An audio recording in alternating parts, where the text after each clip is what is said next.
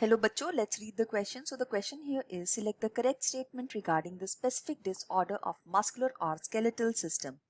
So इस question के अंदर जो हमारा key concept है वो है disorders of muscular and skeletal system.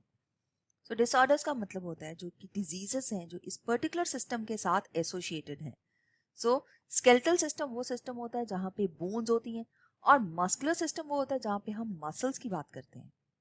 सो इनके साथ रिलेटेड जो डिसऑर्डर्स हैं वो यहाँ पे इन ऑप्शंस में दिए गए हैं और हमें फाइंड आउट करनी है करेक्ट स्टेटमेंट इनमें से. So let's see, option number 1 में दिया गया है myasthenia gravis.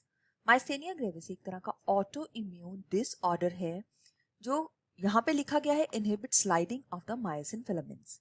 Auto immune disorder जो है इसके अंदर न्यूरोमस्कुलर जंक्शन जो है वो अफेक्ट होती है. न्यूरोमस्कुलर जंक्शन का मतलब मसल्स और न्यूरॉन्स का जो जंक्शन होता है जहां से न्यूरोट्रांसमीटर्स ने मसल के अंदर एंटर करना है वो जंक्शन अफेक्ट हो रहा है. मतलब वो जंक्शन डैमेज हो रहा है जिसकी वजह से फैटीग हो रही है, वीकनिंग हो रही है एंड पैरालिसिस हो रहा है मसल्स का. तो ये जो ऑप्शन यहाँ पे दी गई है यहाँ पे सिर्फ बहुत ही नॉन स्पेसिफिक दी गई है कि it inhibits the sliding of myosin filaments. तो ये रॉन्ग ऑप्शन यहाँ पे दी गई है. सो यहाँ पे सेकेंड ऑप्शन में दिया गया है गाउट. गाउट में दिया गया है inflammation of the joints due to extra deposition of calcium.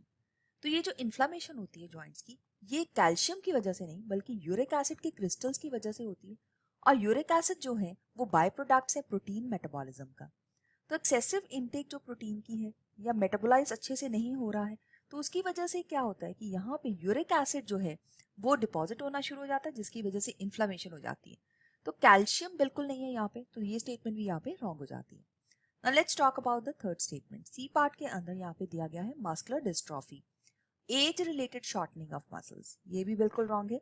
जो मस्कुलर डिस्ट्रॉफी होती है वो प्रोग्रेसिव डीजनरेशन है जो कि एक तरह का जेनेटिक डिसऑर्डर है. सो ये एज रिलेटेड नहीं है, this is a genetic disorder. Fourth point में दिया गया है ऑस्टियोपोरोसिस. तो यहाँ पे दिया गया है कि जो ऑस्टियोपोरोसिस है that is decrease in the bone mass and higher chances of fracture with advancing age. और ये जनरली देखा गया है विमेन के अंदर मतलब फीमेल्स के अंदर क्योंकि यहाँ पे पोस्ट मेनोपॉजल फीमेल्स के अंदर ईस्ट्रोजन लेवल्स जो है बहुत डिक्रीज कर जाते हैं जिसकी वजह से कैल्शियम मेटाबॉलिज्म जो है वो डिसरप्ट होता है. और जो बोन्स है उसकी जो डेंसिटी जो है कम हो जाती है बिकॉज वहां से जो सारा कैल्शियम है वो यूज होना शुरू हो जाएगा और ऑस्टियोपोरोसिस होनी शुरू हो जाएगी. So bone density is going to decrease here. So यहाँ पे हमने देखा कि जो डी स्टेटमेंट है ये बिल्कुल सही आंसर है इस क्वेश्चन के लिए.